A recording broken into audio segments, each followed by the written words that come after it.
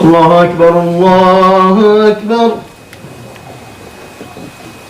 الله أكبر الله أكبر أشهد أن لا إله إلا الله أشهد أن لا إله إلا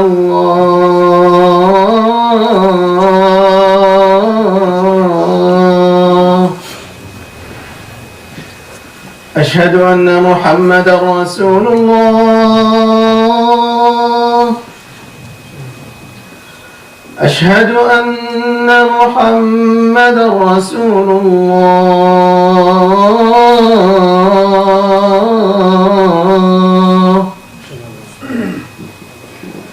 حي على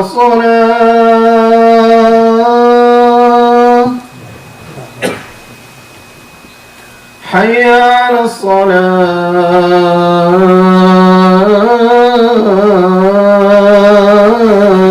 الصلاة حي على الفلاح حي على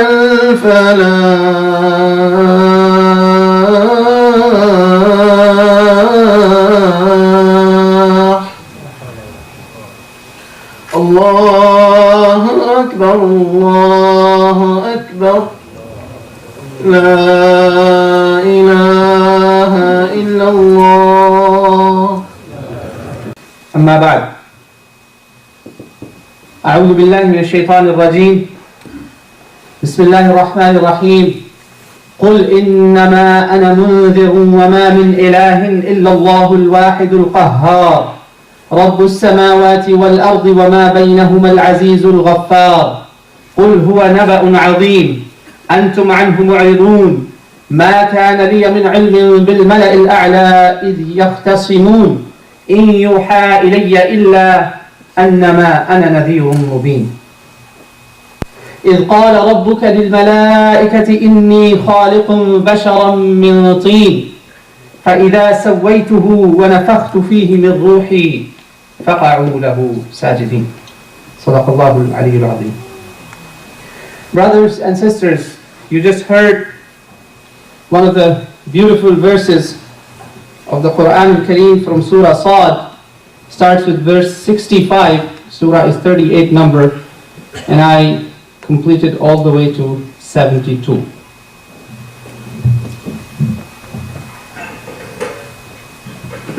Before I go on to these verses, I want us to actually think about us, humanity, where we stand today. How much progress, how much improvement we have made in terms of quality of life. Man, humankind, he saw birds flying. He said, I can try the same thing. And eventually, after lots and lots of experiments and trying, he reached the invention of aeroplanes. Not only that, now he has gone above us into the space where no one could even breathe. And from that top, he could look at the particles, as far as the particles that are laying around on the surface. Amazing. Then he looks at the fish, the creation of the ocean. He says, wow, they can swim. Think about these things, my brothers and sisters. They can swim. Let me try. He learned swimming. And then not only that, he made something even better, where not only one person can swim, hundreds and hundreds, even thousands, can ride in these boats and ships. And not only that, he looks at the depth of the oceans. He has made submarines and special suits where you could go all the way, like distances beneath. Subhanallah, He has done that. But, my brothers and sisters, do you also realize that same man, he is so naive that when he makes something, he also invents the tools of his own destruction. Take the example of nuclear technology. Yes, he learned to fly like the birds, he learned to swim like the fish, and even better. But, subhanallah, same nuclear technology that could be used for benefiting people, what he did, even beasts can't do that. Beasts hunt maybe one animal a month or one a day. This technology can destroy nations. In fact, if few, not all the stockpile of nuclear weapons that the man has built, if let's say 10% of them, there is a study that 10% of them detonate or dropped on Earth, the Earth would destroy 10 times. So they had the memorial of nuclear bomb that was dropped on Hiroshima and Nagasaki. 2 big bombs were dropped. By God, brothers and sisters, what today they have reached, the same technology, Hiroshima and Nagasaki was nothing. It could be 100 times more disastrous if, God forbid, it happens today. If one nuclear accident takes place, by accident, we would have a disaster. This is man. Same man. My brothers and sisters, our example, actually, let's go to the concept of Dajjal to understand what's happening. Rasulullah ﷺ told us 2 ahadith about Dajjal. One talks about him being blind from the left eye, and the other talks about him being blind from the right eye. Sounds contradictory. Well, again, this is not contradictory if we understand it right. That's why you go to someone who understands or who reads or who has studied from the mashayikh. Scholars have said something very beautiful. It's amazing. They say he is literally blind from one eye, and the other eye's blindness, which is the blindness of the right eye, is metaphorical. It's not literally blind. Take the example of our society today. Humankind makes things and develops, but their right eye is blind. The eye of right side, which helps you look at the truth, which helps you determine what is the right thing, what will benefit truly, and what will truly harm people. That nazar is missing. He is blind. The humanity has become blinded with the right eye. By God, if you look at the status of mankind today, brothers and sisters, kuffar are talking about that we are at the lowest of our civilization. Yet, progress-wise, development-wise, inventions-wise, discoveries-wise, we are at the peak. Humanity has never seen such kind of achievements. But on the other hand, blind from the right eye. In this very country, Jimmy Carter wrote a book called Our Endangered Values. Our Endangered Values. Some of you don't read Quran, you like to read other books. Okay, read this book, if you can. I would encourage you to read Quran. Quran will tell you something actually better than what Carter said. But Carter is talking about the same thing actually. Non-Muslim, he's talking about our endangered values. He's saying in this country you have the most people in prisons. You have the highest amounts of crimes. You have the highest amounts of rapes. Yet, this nation feels proud to be telling others that we are a developed nation, we are the nation of democracy, we are the nation of this and that, but by God, they're blind from the right eye. You are living through that age of Dajjal in which Dajjal is blind with right eye. He sees only with one eye. Who will tell us? Who will tell us the repercussions of what we do? Brothers and sisters, for that, us humankind, we need to look at that portion of our creation which we forgot. We are always worried about material. If you look at all these inventions and discoveries, they're all about material. They're all about material. As yes, these materials bring benefits, but with these material inventions, there's harms associated with that, my brothers and sisters. Man forgot that big chapter. He got stuck on this one point.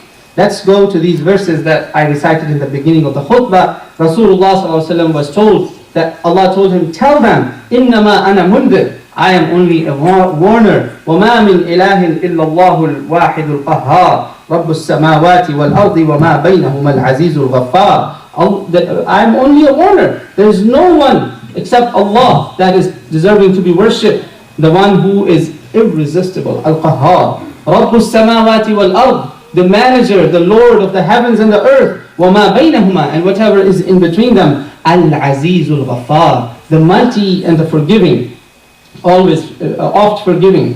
قُلْ هُوَ نَبَأٌ عَظِيمٌ, tell them this Quran is a great news. أَنْتُمْ عَنْهُ مُعْرِضُونَ, from which you run away, you turn away.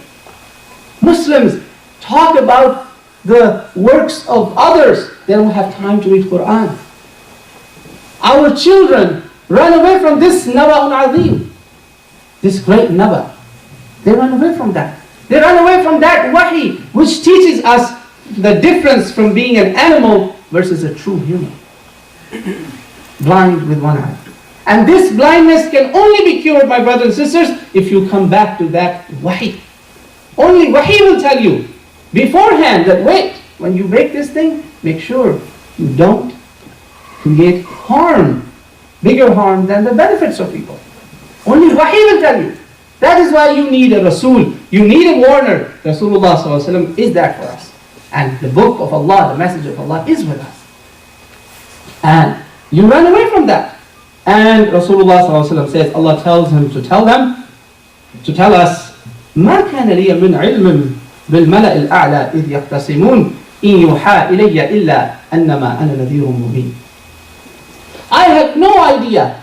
I had no idea of this before, about that conversation that took place with Mala al-A'la, the High Council, the greatest of angels of Allah subhanahu wa ta'ala, and who knows many of the creations were in his presence when he announced to them. What did he announce to them? إِنِّي خَالِقٌ بَشَرًا مِنْ طِينٍ. This is where humanity got stuck. They are always worried about this element of dunya. Yet they forgot what is real greatness of their creation is that element of ruh. Without that ruh, no one would have bowed to you, to our Father. فَإِذَا سَوَّيْتُهُ وَنَفَخْتُ فِيهِ مِنْ رُوحِي فَقَعُوا لَهُ سَاجِدِينَ. Sajda comes after the soul is blown. After Allah gives something from Himself, not from the materials of this dunya. When we forgot the message of ruh, we got indulged in materials, and man became worse than the beast. Worse than the beast. We had never heard of such crazy incidents in our humankind of assault and attacks and rape and other crimes on women and men to men. Extreme cases in the most developed nations. That's why one of your leaders from this country, who's not a Muslim, is writing a book called Our Endangered Values. Our values are at stake. We are at the lowest point of the civilization. Those of you who have come just now, I'm sorry you have missed the foundation of the khutbah. That's actually one of the things I have to say, kind of adding on to what the brother said last time. A lot of people who take the content of khutbah personal, sometimes they have not heard the whole khutbah. They come at the last second, they heard something. Brothers and sisters, you can't do that even with Quran. Imagine you took one ayah out of the context and you didn't read anything that's before or after. What would happen?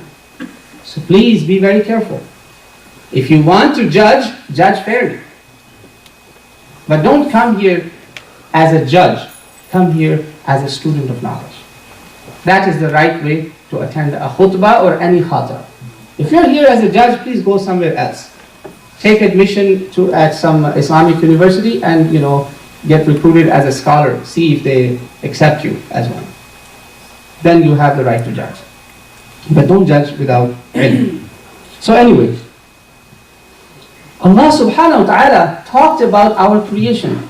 And my brothers and sisters, I want to tell you something, that this talk where Allah subhanahu wa ta'ala mentions about our creation is announced in Surah Al-Baqarah in a very beautiful way. It's ayah number 30, I believe, وَإِذْ قَالَ رَبُّكَ لِلْمَلَائِكَةِ إِنِّي جَاعِلٌ فِي الْأَرْضِ خَلِيفَةً. This is where our discussion actually would end today. Our discussion would end today most likely on this verse, and then we will continue on that inshallah. When Allah subhanahu wa ta'ala told the angels,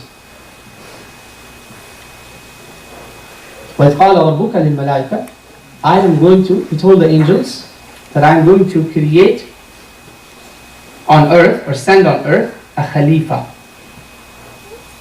Because we have to understand Quran from its other references also. About 7 places, I believe, this story has been mentioned with more or less some information. When he said that to them, next continuation of the ayah is, angels said, when Allah said, I'm going to send a Khalifa. I'm not translating the word Khalifa yet. He said, قالوا أتجعل فيها من يفسد فيها ويسفك الدماء ونحن نسبح بحمدك ونقدس لك قال إني أعلم ما لا تعلمون. Angels said, Oh Allah, you're sending someone who will make fasad, corruption, problems that we talked about. He will shed blood. We take a pause here. One of the biggest misunderstandings that people have about the Quran, Muslims, that when they read from the Quran, when they look at one piece of the conversation, they think this is it. This is all what has happened. They don't realize that Quran is a speech of Allah subhanahu wa ta'ala. That is why these stories repeat and repeat and repeat, and every time, based on the context or based on the situation, Allah subhanahu wa ta'ala tells us extra information. In Sad, he didn't talk about man being the Khalifa. That doesn't mean that he didn't say that. He's saying that. And similarly here, when the angel said, Oh Allah, are you going to send someone who will do this, bloodshed, corruption, fasad on earth, fasad as Arabic word, not fasad as English. People thought that this is the only part of the conversation. No. God knows how long was this conversation, and the evidence is the ayah number 31 or 32 where Allah subhanahu wa ta'ala told them, أَلَمْ أَقُلْ لَكُمْ إِنِّي أَعْلَمُ غَيْبَ السَّمَاوَاتِ وَالْأَرْضِ غَيْبُ السَّمَاوَاتِ وَالْأَرْضِ. Didn't I tell you, I know the ghaib, the unseen of the heavens and the earth? Show me where that statement is mentioned. Because Allah is saying, didn't I tell you? Is it there? It's not here. This means that there has been a long conversation. And this is the conversation that Rasulullah ﷺ was told to tell the people. And we are conveying the same message to you today. بَلِّغُوا عَنِّي وَلَوْ آيَةً مَا كَانَ لِيَ مِنْ عِلْمٍ بِالْمَلَإِ الْأَعْلَى إِذْ يَخْتَصِمُونَ. I have no knowledge of that Mala al-A'la, the high council, the supreme council, or the greatest of the greatest servants of Allah subhanahu wa ta'ala, in the correct understanding, who the angels are. I have no idea what that conversation was. I am only a warner to you. Many Mufassirin flipped here and did very, very bad interpretations of this statement of angels. Illa, except one of the greatest tafsir I found in this context was Imam al-Qurtubi. To the point that Imam ibn Kathir, when he is doing tafsir of this ayah, he brought this tafsir. That Imam Qurtubi says that when Allah says that I am going to send my Khalifa, the conversation was long. He told them Khalifa means a vice-regent, a viceroy, a representative of God on earth.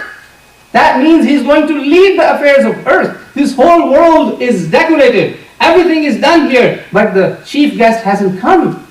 Now the leader is going there, who's going to lead all the creations of Allah subhanahu wa ta'ala that are on this earth. وَلَقَدْ كَرَّمْنَا بَنِي آدَمَ. It's the ikram. Unfortunately, some scholars got afraid of the word Khalifa. Oh, they said Khalifa means that the previous one has died. Khalifa means someone has to succeed him. A'udhu billah, so you can't say man as a Khalifa. Subhanallah, they made a mistake.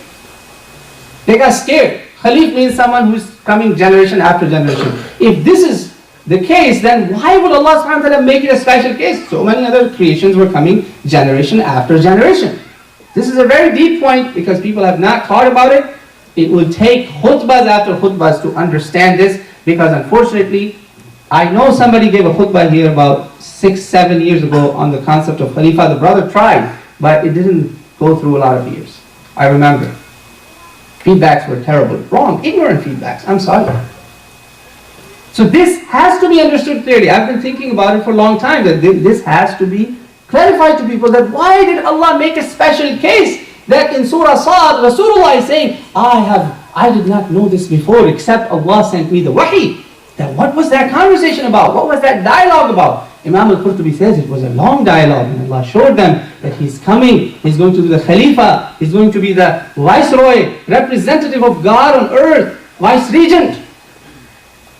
This means He's going to establish the hukum of Allah on earth. This means there is going to be some other creations or some of His own that will rebel against that. This means there will be corruption. That is why angels said there will be bloodshed. After the angels were shown all of this, remember, alam aqul lakum. It's not written here. This means the conversation is big. We've been given the most important, the gist of it, that angels question. And angels, my brothers and sisters, clarify their position. Who are the angels? Number one thing, why the angels said this? It is because Allah subhanahu wa ta'ala showed them that what will happen when the Khalifa comes. Imam al-Qurtubi says, there will be good deeds, there will be bad deeds, there will be courts, there will be police, there will be army, there will be justice, there will be injustice, which means there will be a clash also. There are evil forces that won't let that happen. That is why they said, oh, there will be these things there. And the next part is very critical, and I will end over here. So, number one thing, that's why angels asked, because Allah showed them what Khalifa will do.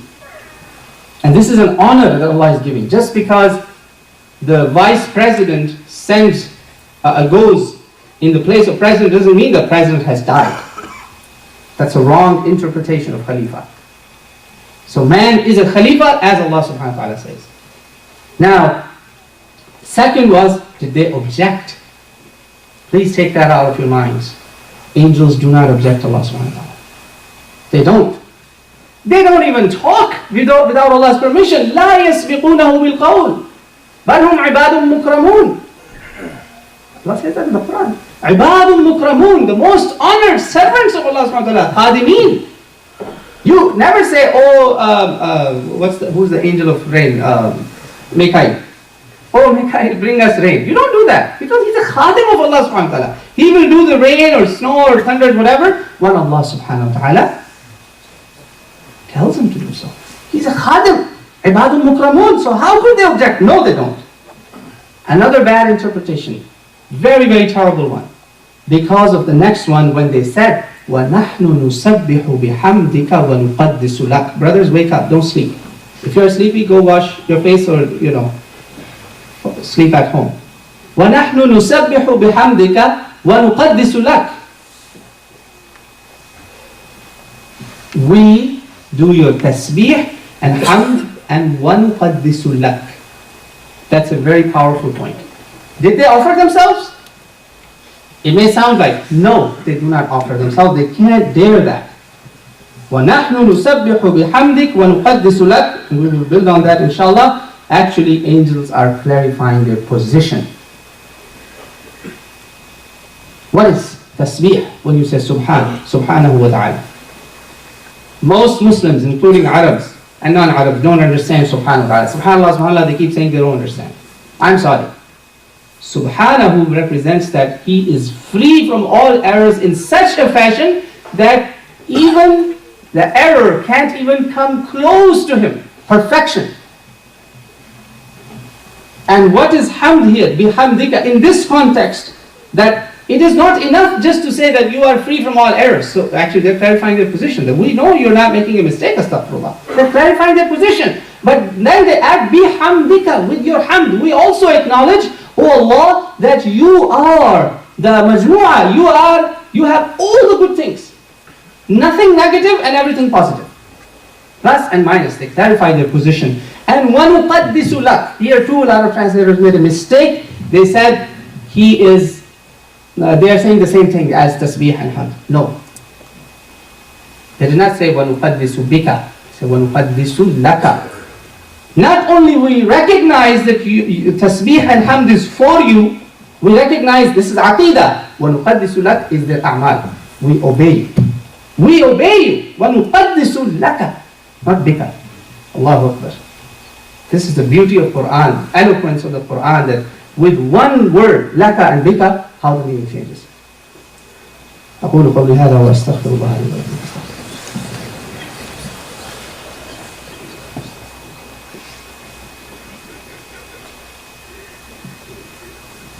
Alhamdulillah, salatu wassalamu ala rasulillah, amma ba'd. Inshallah, this subject will continue. Those of you who have heard parts of it, I encourage you to attend the whole khutbah, inshallah, then you will get most of it, of what you missed, inshallah. Or the continuation. May Allah subhanahu wa ta'ala guide us all, open the doors of His guidance and mercy on us. We ask Allah subhanahu wa ta'ala to have mercy on all the Muslims that are anywhere, in any form, suffering in this world. And those who have left us, we ask Allah subhanahu wa ta'ala to have mercy on their souls. One of our brothers lost his mother. I ask you to pray for his mother as well, and all the Muslims, inshallah. So we make dua. Allahumma ighfir laha warhamha wa'fu anha wa akrim nuzulaha wa wassi' mudkhalaha waghsilha bil ma'i wal thalj wal barad. Allahumma ighfir li jami' al mu'minina wal mu'minat wal muslimina wal muslimat al ahya'i minhum wal amwat. قال الله تعالى في القرآن الكريم إن الله وملائكته يصلون على النبي يا أيها الذين آمنوا صلوا عليه وسلموا تسليما اللهم صل وسلم على نبينا محمد وعلى آله وبارك وسلم وأقم الصلاة